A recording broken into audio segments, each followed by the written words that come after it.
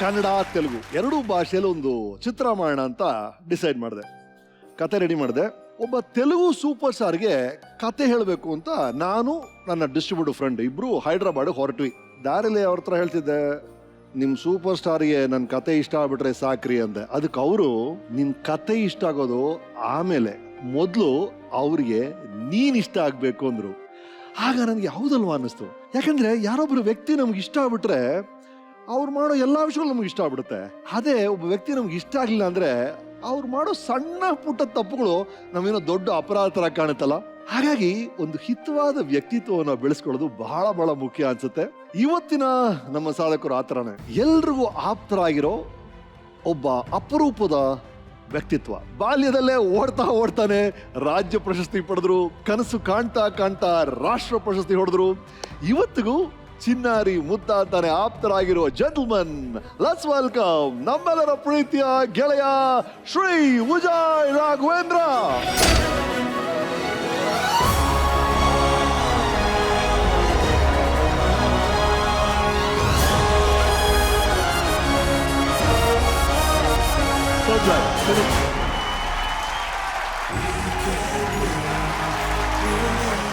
ನಮ್ ಸೀನಿಯರು ವಿಜಯ ರಾಘವೇಂದ್ರ ಅಂತ.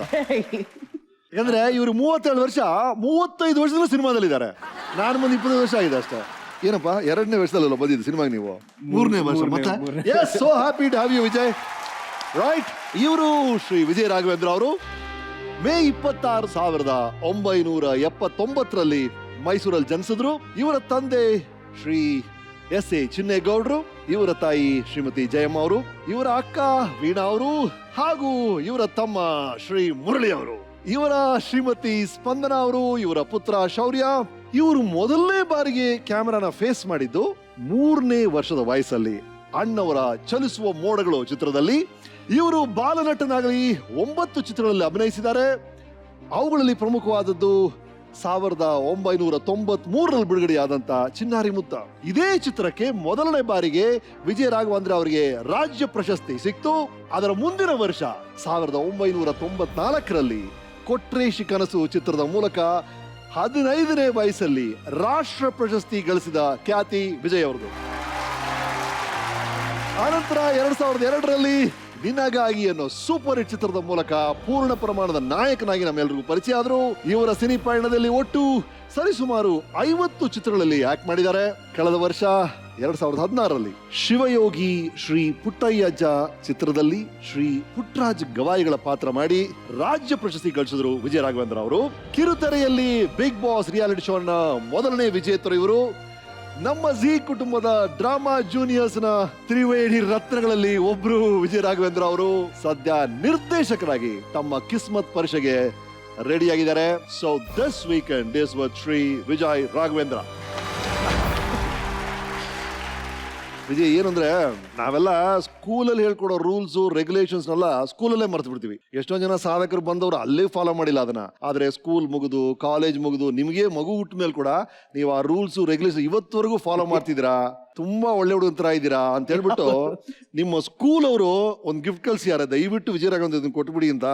I am a good boy ಅಂತ ಒಂದು ಬ್ಯಾಚ್ ಕಳ್ಸಿಯಾರ ನಿಮ್ ಸ್ಕೂಲ್ ಅವರು.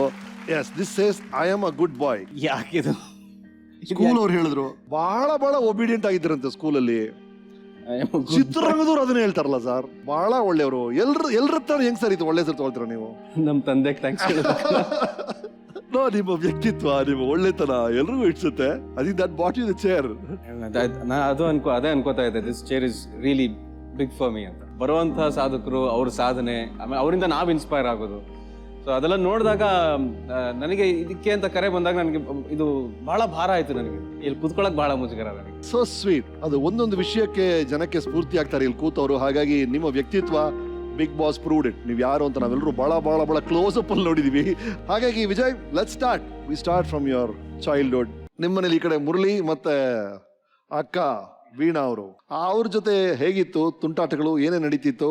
ನಾನು ಮುರಳಿ ಮುಂಚೆಯಿಂದ ಎಲ್ಲರೂ ಹೇಳೋ ಹಾಗೆ ಅಣ್ಣ ತಮ್ಮನ ತರ ಇರ್ಲಿಲ್ಲ, ಒಂಥರ ಫ್ರೆಂಡ್ಸ್ ತರನೇ. ಸಾಕಷ್ಟು ಖುಷಿಯಾಗಿ ಫನ್ ಮಾಡಿದೀವಿ, ಮಜಾ ಮಾಡಿದೀವಿ, ತುಂಟಾಟ ಮಾಡಿದೀವಿ, ಹೊಡೆತ ತಿಂದಿದ್ದೀವಿ, ಏಟ್ ಮಾಡ್ಕೊಂಡಿದೀವಿ, ಫ್ರೆಂಡ್ಸ್ ಜೊತೆ ಜಗಳ ಆಡಿದೀವಿ. ಅಪ್ಪಾಜಿ ಅಮ್ಮನ ಕೈಲಿ ಹೊಡ್ತಾ ತಿಂದಿವಿ. ಅಪ್ಪಾಜಿ ಒಂದ್ಸಲ ಅವನ್ನ ಸೋಫಾ ಮೇಲೆ ಬಿಸಾಕ್ಬಿಟ್ಟಿದ್ರು. ಯಾವ್ದೋ ಕೋಪ ಬಂದಾಗ ಇಲ್ಲಿಂದ ಅಲ್ಲಿ ಡಿಸ್ಟೆನ್ಸ್ ಇದೆ, ಎತ್ತು ತೆಗೆದು ಬಿಸಾಕಿ ಸೋಫಾ ಮೇಲೆ ರಪ್ ಅಂತ ಬಿದ್ದ. ಅದೊಂದು ನೆನಪು. ಆಮೇಲೆ ನಾವು 3 ಜನ ಅನ್ನೋದಕ್ಕಿಂತ ನಮ್ ಕಸಿನ್ಸ್ ಜಾಸ್ತಿ ಜೊತೆಗೆ ಇದ್ರಿ ಎಲ್ಲರೂ? ಬಹಳ ಜೊತೆಗಿರ್ತಿದ್ವಿ ಚೀಫ್. ಅವಾಗ ಹಬ್ಬ ಅಥವಾ ಯಾವ್ದಾದ್ರು ಒಂದು ಅಕೇಶನ್ ಬಂದ್ರೆ ನಾವು ಕಾಯ್ತಾ ಇದ್ವಿ. ಶಿವಮೊಗ್ಗದಿಂದ ಬರ್ತಾರೆ, ಮೈಸೂರಿಂದ ಬರ್ತಾರೆ, ಕೆಸ್ತೂರಿಂದ ಬರ್ತಾರೆ, ಸಾಲಿಗ್ರಾಮದಿಂದ ಬರ್ತಾರೆ, ಗಾಜನೂರಿಂದ ಬರ್ತಾರೆ. ಎಲ್ಲರೂ ಅನ್ನೋರ್ ಮನೇಲಿ ಸೇರೋದು? ಹೌದು. ಒಂದ್ 25-30 ಜನ ಇರ್ತೀರಾ ಕಸಿನ್ಸು? ಒಂದ್ 20-25 ಜನ ಇರ್ತಿದ್ವಿ. ಏನಪ್ಪ ಅಂದ್ರೆ ಅವಿಭಕ್ತ ಕುಟುಂಬ ಅನ್ನೋದನ್ನ ನಾವ್ ಅಲ್ಲಿ ಕಾಣ್ತಾ ಇದ್ವಿ. ನಾವು ಫಸ್ಟ್ ನೋಡಿದ್ದು ಮದ್ರಾಸಲ್ಲಿ ರಾಜ್ಕುಮಾರ್ ಭಾವನ್ ಮನೆ ಒಳಗೆ ಸುಮಾರು 30-45 ಜನ ಊಟ ಮಾಡ್ಲೇಬೇಕು ಡೈಲಿ, ಎವ್ರಿ ಡೇ. ಬೆಳಗ್ಗೆ ಕಾಫಿ ಹೇಗೆ ಗ್ಲಾಸ್ ಅಲ್ಲಿ ಕೊಡ್ತಿರ್ಲಿಲ್ಲ, ದೊಡ್ಡ ಪಾತ್ರೆ ಮಾಡಿ ಇಟ್ಬಿಡ್ಬೇಕು. ಅಲ್ಲೆಲ್ಲ ಬಂದು ತಗೊಂಡು ಕೊಡ್ಕೊಂಡು ಹೋಗ್ತಾ ಇರೋದು. ಮಡ್ರಾಸಲ್ಲಿ ಫಸ್ಟ್ ನಮ್ಮ ಅಕ್ಕ ಭಾವ ಅಲ್ಲಿ ಹೋದ್ಮೇಲೆ 1953-54 ಹೇಳ್ತಾರೆ ನಿಮ್ಗೆ ಆ ಮಾತಿನ. ಅಲ್ಲಿ ಫಸ್ಟ್ ಯಾರೇ ಹೋದ್ರು ಕೂಡ ನಮ್ಮ ಮನೇಲಿ ಊಟ ಏನಿಲ್ಲ, ಊಟ ಸಿಗುತ್ತಪ್ಪ, ರಾಜ್ಕುಮಾರ್ ಊಟ ಹಾಕ್ತಾರಪ್ಪ ಅಂತ ಹೇಳಿ ಜನ. ಅದೊಂದು ನಮ್ಮ ಮನೇಲಿ ನಡ್ಕೊಂಡ್ಬಂದು. ನಮ್ಮ ಅಕ್ಕ ನಿಜವಾಗ್ಲೂ ಕೂಡ, ನಮ್ಮ ಅಕ್ಕ ಆಗಲಿ, ನಮ್ಮ ಅತ್ತೆ ಪಾರ್ವತಮ್ಮ, ನಮ್ಮ ರಾಜ್ಕುಮಾರ್ ಲಕ್ಷ್ಮಣವ್ರಾಗ್ಲಿ, ಅವಂತ ಅನ್ನಪೂರ್ಣೇಶ್ವರಿ ಇದ್ದಂಗಿನ ಅವರು. ಅದೊಂಥರ ಧರ್ಮ ಚಿತ್ರನೇ ಅದು. ಅವ್ರ ಮನೆ ಒಳಗೆ ಊಟ ಮಾಡಿದವರೇ ಇಲ್ಲ. ಇಂಡಸ್ಟ್ರಿಯರ್ ಆಗ್ಬೋದು, ಪ್ರೊಡ್ಯೂಸರ್ ಆಗ್ಬೋದು, ಡೈರೆಕ್ಟರ್ ಆಗ್ಬೋದು, ಯಾರು ಬಂದು ಮೊದಲು ಊಟ ಮಾಡಬೇಕು. ಮೈಸೂರಿಗೆ ಶೂಟಿಂಗ್ ಹೋಗ್ಬೇಕಾದ್ರೆ ನಮ್ಮ ಅಪ್ಪಾಜಿ ನನಗೆ ಹೇಳ್ಕೊಂಡು ಹೋದ್ರು, ನೀನ್ ಮಾಡ್ತಿರೋ ಕ್ಯಾರೆಕ್ಟರ್ ಎಂತದ್ ಗೊತ್ತಾ, ಒಂದು ಹಳ್ಳಿ ಹುಡುಗನ ಪಾತ್ರ, ಅವನು ಬಹಳ ಮುಗ್ಧ, ಅವನ ತಲೆಯಲ್ಲಿ ಬೇರೆ ಏನೂ ಇರೋದಿಲ್ಲ. ಇವೆಲ್ಲ ವಿಚಾರಗಳು ಹಾಕೊಂಡು ಆದ್ಮೇಲೆನೆ ನನಗೆ ಆ ಕ್ಯಾರೆಕ್ಟರ್ ನಾಗಾಭರಣ ಅಂಕಲ್ ಹೇಳಿದಾಗ ಅವ್ರು ಹೇಳಿದ್ನ ನಾನು ಆವಾಗ ಮಾಡಿದ ಆಕ್ಟಿಂಗ್ ಅಂತ ನಾನು ಇವತ್ತೂ ಒಪ್ಕೊಳ್ಳೋದಿಲ್ಲ. ಅವತ್ತು ಮಾಡಿದ ಪ್ರತಿಯೊಂದು ಶಾಟ್ ಕೂಡ ನಾಗಾಭರಣ ಅಂಕಲ್ ಮಾಡಿ ತೋರಿಸೋರು. ಅದನ್ನ ನಾನು ಹಾಗೆ ಮತ್ತೆ ತಿರ್ಗಾ ಮಾಡ್ತಿದ್ದೆ ಅಷ್ಟೇ. ಅವ್ರು ಕೊಟ್ಟ ಗೈಡೆನ್ಸು, ನಾಗತಿಹಳ್ಳಿ ಚಂದ್ರಶೇಖರ್ ಅಂಕಲ್ ಕೊಟ್ಟ guidance, Sundararaj uncle, Govinda Rao sir, Karibasayya ಅವರು, ಉಮಾಶ್ರೀ ಅವರು, ದತ್ತಣ್ಣ ಅವರು ಅಂತ ದೊಡ್ಡ ವ್ಯಕ್ತಿ ನನ್ನ ಬಗ್ಗೆ ಆತರ ಮಾತಾಡ್ತಾರೆ ಅಂತ ಹೇಳಿದ್ರೆ ನನಗೆ ಇಟ್ ಇಸ್ ಟೂ ಮಚ್. ನನಗೆ ಬಹಳ ಭಾರ ಆಗುತ್ತೆ, ಬಹಳ ಮುಜುಗರ ಆಗುತ್ತೆ. ರೈಟ್. ಈ ಚೈಲ್ಡ್ ಆರ್ಟಿಸ್ಟ್ ಫೇಸ್ ಇಂದ ಒಂದು ಅದ್ಭುತವಾದ ಸಕ್ಸಸ್ಫುಲ್ ಹೀರೋ ಆಗಿ ಇಂಟ್ರೊಡ್ಯೂಸ್ ಆಗ್ತೀರಿ. ನಿನಗಾಗಿ ಮಧ್ಯದಲ್ಲಿ ತಯಾರಿಕೆ ಏನ್ ಮಾಡಿದ್ರಿ? ಯಾವ ತರ ಪ್ರಿಪರೇಷನ್ ಮಾಡಿದ್ರಿ? Film and television institute of Tamil Nadu ಅಂತ 1 ವರ್ಷ ಆಕ್ಟಿಂಗ್ ಕೋರ್ಸ್ ಅದು. ಆ ಆಕ್ಟಿಂಗ್ ಕೋರ್ಸ್ ಅಲ್ಲಿ ಕಡೆಯಲ್ಲಿ ಡಿಪ್ಲೊಮಾ ಫಿಲ್ಮ್ ಅಂತ ಮಾಡ್ತಾರೆ ಫೈನಲ್ ಇಯರ್ ಸ್ಟೂಡೆಂಟ್ಸ್. ನಿಮ್ಗೆ ಬಹುಶಃ ಗೊತ್ತಿರುತ್ತೆ. ಆ ಪ್ರಾಜೆಕ್ಟ್ ಅಲ್ಲಿ ನನಗೆ ಒಂದು ಸ್ಪ್ಯಾಸ್ಟಿಕ್ ಹುಡುಗನ ಕ್ಯಾರೆಕ್ಟರ್ ಮಾಡಕ್ ಕೊಟ್ಟು, ಆ ಕ್ಯಾರೆಕ್ಟರ್ ಕೂಡ ಅಷ್ಟೇ ಭಾವನಾತ್ಮಕವಾಗಿತ್ತು. ಒಬ್ಬ ಸ್ಪ್ಯಾಸ್ಟಿಕ್ ಹುಡುಗ ಹಿಂಗೆಲ್ಲ ಹಾಕೊಂಡು ಜೊಲ್ ಸುರಿಸ್ಕೊಂಡು ಅವನೊಂದ್ ಕಡೆ ಆದ್ರೆ ಅವನ ಸ್ಪಿರಿಟ್ ಇನ್ನೊಂದ್ ಕಡೆ ಮಾತಾಡ್ತಾ ಇರುತ್ತೆ. ಆ ತರದ ಒಂದು ಕಾನ್ಸೆಪ್ಟ್ ಅದು. ಪಾತ್ರ ಬಂತು, ಮಾಡಿದೆ, ಎಲ್ಲ ಆಯ್ತು. ಅಲ್ಲೂ ಕೂಡ ನನಗೆ ಹೈಯರ್ ಫಸ್ಟ್ ಕ್ಲಾಸ್ ಅಲ್ಲಿ ಪಾಸ್ ಆದೆ. ಆಮೇಲೆ I got the Tamil Nadu state award best actor ಅಂತ, ಜಯಲಲಿತಾ ಅವಾರ್ಡ್ ಬಂತು ಅವಾಗ. ಅದಾದ್ಮೇಲೆ ನಾನು ಬ್ಯಾಂಗ್ಳೂರ್ಗೆ ಬಂದೆ. ನಿನಗಾಗಿ ಅಂತ ಒಂದು ಡ್ರೀಮ್ ಡೆಬ್ಯೂ ಸಿಗುತ್ತೆ. It was not easy. ನಿನಗಾಗಿ ಸಿಗೋದು ಇಟ್ ವಾಸ್ ನಾಟ್ ಈಸಿ. ಅದ್ರ ಹಿಂದೆ ಇದ್ದಂತ ಸ್ಟ್ರಗಲ್ ಆಗ್ಲಿ, ಅದಾದ್ಮೇಲೆ ಬಂದಂತ ಸಿನಿಮಾಗಳು, ಅದನ್ನ ಸೈಕಲ್ ಅಂತ ಕರೀ. ನಾನು 3 ಸೈಕಲ್ ಹೊಡೆದಿದ್ದೀನಿ. ಅಂದ್ರೆ ಶುರುವಾಗಿ ಹೋಗೋದು. ಈ ಜರ್ನಿನೇ ಬಹಳ ಚೆನ್ನಾಗಿದೆ. ಈ ಜರ್ನಿಗೆ ನನಗೆ ಅಷ್ಟು ಧೈರ್ಯ ಕೊಟ್ಟಿರೋದು, ಅದನ್ನ ಹಾಗೆ ಅದನ್ನೆಲ್ಲ ತಲೆಯಲ್ಲಿ ಇಟ್ಕೋ ಅಷ್ಟೇ, ಮಾಡೋ ಕೆಲಸದಲ್ಲಿ ತೋರಿಸ್ಬೇಡ ಅಂತ ಹೇಳಿದ್ದು ನಮ್ಮ ತಂದೆನೆ. ಅದು ಬಂದಿದ್ದು ನಮ್ಮ ದೊಡ್ಡ ಮಾಮನಿಂದಾನೆ.